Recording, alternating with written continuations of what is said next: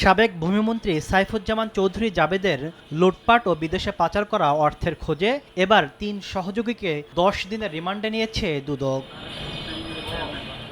রোববার ২ মামলায় আরমিড গ্রুপের ৩ কর্মকর্তা জাহাঙ্গীর আলম, আব্দুল আজিজ ও উৎপল পালকে জিজ্ঞাসাবাদ শুরু করেন সংস্থার উপপরিচালক মশিউর রহমানের নেতৃত্বে একটি দল। আসামিগণ সাবেক ভূমিমন্ত্রী সাইফুজ্জামান চৌধুরীর কর্তৃক বাংলাদেশ থেকে বিদেশে অর্থ পাচারপূর্বক বিদেশে সম্পত্তি ক্রয় ব্যবস্থাপনার দায়িত্বে থাকার তথ্য প্রমাণ পাওয়ার প্রেক্ষিতে অনুসন্ধানকারী কর্মকর্তা তাদের আরও বিস্তারিত তথ্য জানার জন্য মূলত তাদের রিমান্ডে আবেদন করেছিলেন।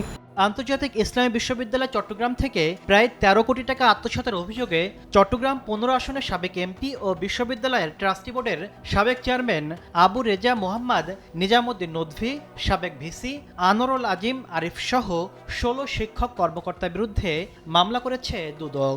আইআইইউসির টাওয়ার থেকে তারা ট্রাস্ট আইন ও বিধি বহির্ভূতভাবে যোগসাজশ ও ক্ষমতার অপব্যবহার করে ট্রাস্টের চেয়ারম্যান সহ মোট ১৬ জন এই অভিযোগে অভিযুক্ত হয়েছেন।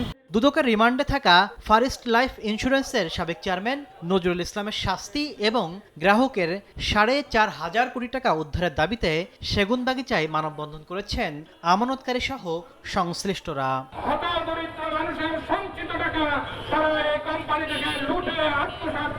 তাসলিম তৌহিদ, সময় সংবাদ, ঢাকা।